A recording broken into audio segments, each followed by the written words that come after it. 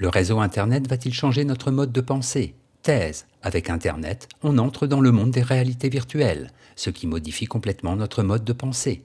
Antithèse. Internet n'est qu'un moyen de communication parmi d'autres. Ce qu'il peut changer, ce sont certaines habitudes. Thèse. Non seulement Internet nous permet d'avoir accès à une quantité d'informations illimitée, mais de surcroît, il étend considérablement les limites de notre existence, en nous ouvrant sur le monde des réalités virtuelles. Premier argument. Le monde n'a plus de frontières. Internet gomme les distances, les informations circulent à la vitesse de l'électricité.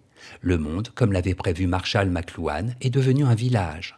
On peut instantanément dialoguer avec un habitant résidant aux antipodes. Il devient pour ainsi dire mon voisin. Le cyberespace dissout les anciennes conceptions patriotiques, nationalistes, individualistes. Deuxième argument. Internet crée une authentique solidarité internationale. Des chirurgiens ont réussi des opérations extrêmement délicates grâce aux renseignements fournis par des spécialistes étrangers, informations qui leur parvenaient en temps réel. Internet réunit les hommes, il est un remède à la solitude, ce symptôme caractéristique de notre époque. Grâce à lui, je peux toujours trouver une personne à qui parler au moment où j'en ai besoin. Troisième argument, Internet étend mes possibilités d'existence. Le monde virtuel ne connaît pas de limites. Je peux vivre par écran interposé tout ce qu'il m'est impossible de vivre dans le monde réel. Je me libère des contraintes sociales. De même que la roue est une prolongation des jambes, le réseau est une prolongation de mes désirs. Grâce à lui, je deviens une sorte de Dieu dont l'esprit est partout à la fois. En bref, une nouvelle communauté internationale est née avec Internet. Cela change notre mode de pensée. L'individu devient véritablement un citoyen du monde. Ses possibilités d'existence s'en trouvent multipliées. Antithèse, le réseau Internet ne va pas changer notre mode de pensée.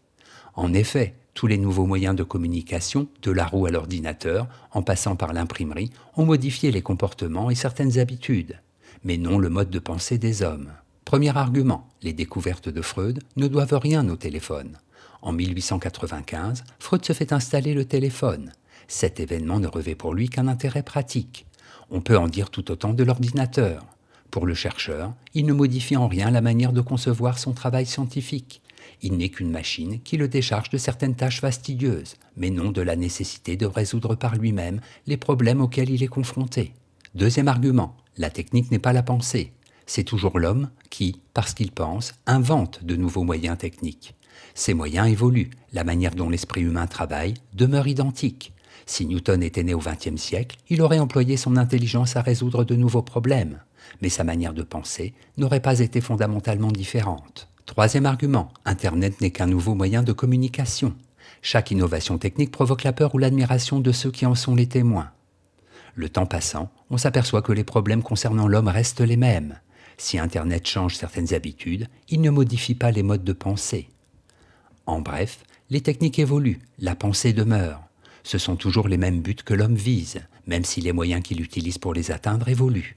Internet n'est qu'un moyen parmi d'autres. Synthèse. À propos d'Internet, on peut dire ce que l'on a déjà dit à propos de l'invention de la machine à vapeur, du téléphone, de la télévision.